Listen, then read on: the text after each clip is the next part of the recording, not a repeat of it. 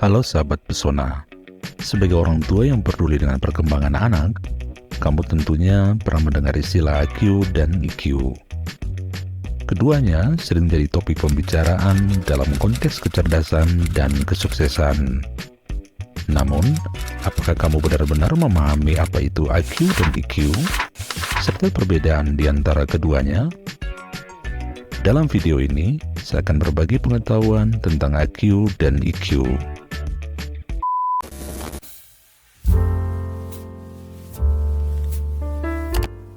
IQ adalah singkatan dari Intelligence Quotient atau kecerdasan intelektual, yaitu kemampuan seseorang untuk menalar, memecahkan masalah, belajar, memahami gagasan, berpikir, dan merencanakan sesuatu. Dari sumber berbeda, IQ dijelaskan sebagai jenis skor standar yang menunjukkan seberapa jauh seseorang berada di atas atau di bawah kelompok teman sebaya mereka dalam kemampuan mental seseorang. Misalkan ada seorang anak dengan IQ tinggi, maka dia mempunyai kemampuan yang istimewa untuk memahami konsep matematika yang rumit dengan mudah, menyelesaikan teka-teki maupun puzzle secara cepat, mengembangkan kemampuan bahasa dengan baik, serta mampu mempertahankan informasi dalam jangka waktu yang lebih lama. Dan sebaliknya, bila IQ-nya rendah, anak akan menghadapi beberapa tantangan dalam beberapa aspek perkembangan kognitif, seperti kesulitan memahami konsep matematika yang sulit atau mempelajari bahasa secara tepat. Jadi di sini dibutuhkan waktu yang lebih lama untuk menyelesaikan tugas-tugas akademik dan memahami petunjuknya. Ide tentang IQ muncul di akhir abad ke-19. Francis Galton yang merupakan sepupu dari bapak teori evolusi Charles Darwin adalah orang pertama yang memikirkan dan menciptakan konsep IQ. Kemudian muncul nama-nama seperti Alfred Binet, pencipta tes IQ pertama, di mana bersama Theodore Simon sahabatnya, mereka menghasilkan skala kecerdasan atas nama keduanya.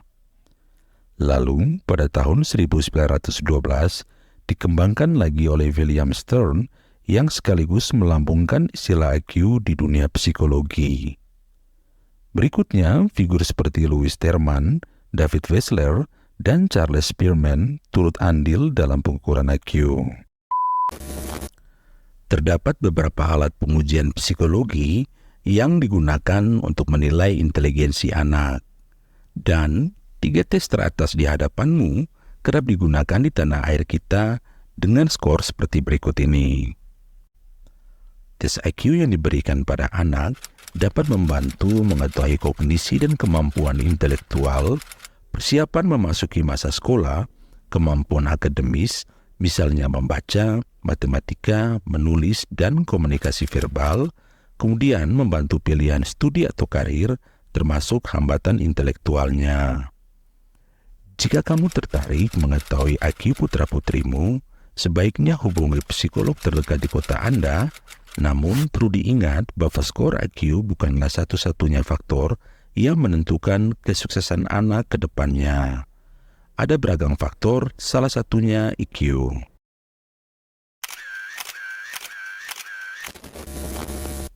Dimulai dengan ide tentang kekuatan emosional yang diperkenalkan pertama kali oleh penggagas aliran psikologi humanistik Abraham Maslow di tahun 1950-an, berturut-turut muncul figur seperti Michael Baldock, Bill Lerner, Howard Gardner, termasuk Kit Beasley, yang menggunakan istilah EQ di dalam tulisannya di majalah British Mensa yang kemudian sampai ke masyarakat umum. Penghormatan yang sama perlu diberikan kepada 2 profesor psikologi John Mayer dan Peter Salovey yang pada suatu hari di musim panas ketika sedang mengecat rumah, keduanya berbicara tentang penelitian mereka di bidang kognisi dan emosi sekaligus berdiskusi tentang seorang politisi. Mereka kemudian dihadapkan pada pertanyaan berikut. Lalu berkesimpulan, pengambilan keputusan yang cerdas membutuhkan lebih dari sekadar kecerdasan yang diukur dengan IQ tradisional. Obrolan itu kemudian menghantar kedua ilmuwan ini mempublikasikan makalah ilmiah di tahun 1990 yang mereka sebut sebagai kecerdasan emosional. Dalam tulisan Salovey dan Meyer, IQ diartikan sebagai kecerdasan yang dapat dibuktikan secara ilmiah. Selanjutnya, karya mereka telah menginspirasi seorang psikolog sekaligus penulis Daniel Goleman untuk menyusun sebuah buku yang diberi judul Emotional Intelligence What Can Matter More Than IQ di tahun 1995. Bukunya masuk daftar bestsellers The New York Times untuk 1,5 tahun, serta laku keras di berbagai negara dan telah terbit ke dalam 40 bahasa. Ide kecerdasan emosional yang disampaikan Goleman dalam bukunya adalah berbagi kemampuan seperti kesanggupan untuk mendorong diri sendiri dan berteguh hati menghadapi kekecewaan, mengontrolnya dan menunda kepuasan, mengatur suasana hati, mencegah stres yang mengganggu kemampuan berpikir, serta memiliki empati dan harapan. Semua kemampuan ini mencakup 5 aspek kecerdasan emosional Goleman, yaitu self-awareness, self-regulation, self-motivation, empathy, dan social skill. Sedangkan fokus utama dari ide kecerdasan emosional Goleman ada pada kecerdasan diri dan sosial. Ini semacam kecerdasan interpersonal dan kecerdasan interpersonal dari teori kecerdasan majemuknya Howard Gardner. Goleman juga menulis, kecerdasan emosional atau IQ memiliki kekuatan yang setara dengan kecerdasan intelektual atau IQ, bahkan lebih kuat. Kecerdasan emosional umumnya diukur dengan 2 cara, yaitu self-report test, di mana seseorang secara khusus menilai dirinya sendiri berdasarkan pengalaman serta cara pandangnya. Dan alat ukurnya adalah Emotional and Social Competence Inventory. Berikutnya ability test, yaitu meminta seseorang untuk merespons situasi tertentu, kemudian keterampilannya akan dinilai.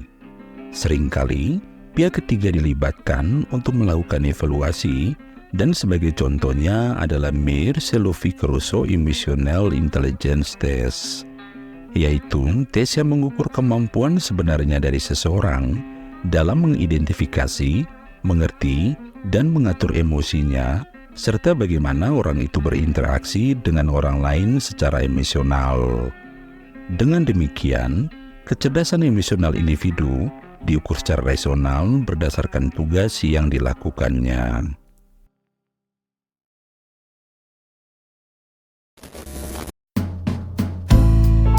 Perhatian utama IQ ada pada kemampuan intelektual dan kognitif, seperti berhitung, bernalar, dan memecahkan masalah. IQ juga mencerminkan kemampuan dalam pemrosesan visual dan spasial, serta pengetahuan tentang dunia. Sementara IQ fokusnya pada kecakapan secara emosional dan kemampuan dalam mengerti, mengendalikan, mengelola, serta mengungkapkan emosi secara tepat. Tidak lupa, IQ melibatkan kemampuan mengidentifikasi emosi dan terhubung dengan orang lain.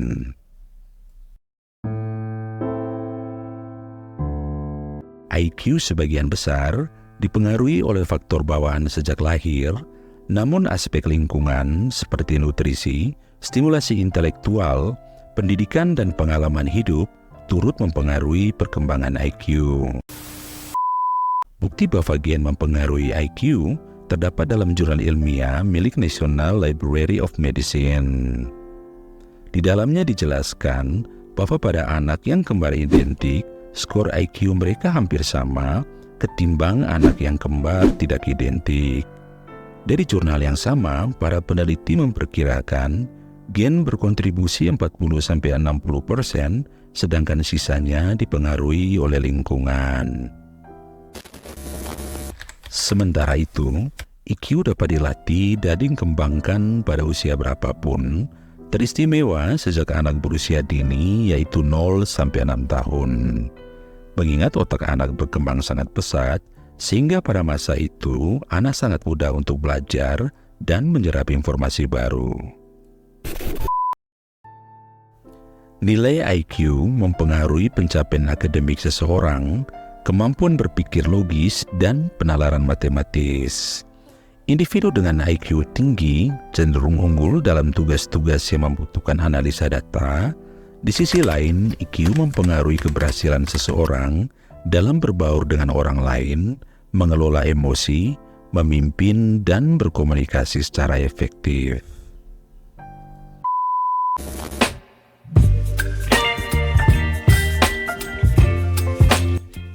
Sampai di sini, kita telah menjelajahi dua bentuk kecerdasan yang penting, yaitu IQ yang mewakili kemampuan intelektual, mempengaruhi bagaimana memecahkan masalah, dan memahami dunia sekitar kita.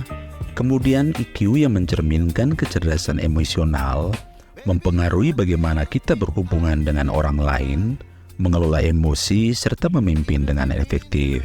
Tidak ada satu ukuran kecerdasan yang lebih penting dari yang lain, karena keduanya bekerja sama untuk membentuk keseluruhan kepribadian kita. Sebagai orang tua, mengenali kedua aspek ini dalam perkembangan anak sangatlah penting, karena dapat memberikan dukungan yang seimbang untuk pertumbuhan mereka dan membantu mengembangkan potensinya dalam berbagai aspek kehidupan.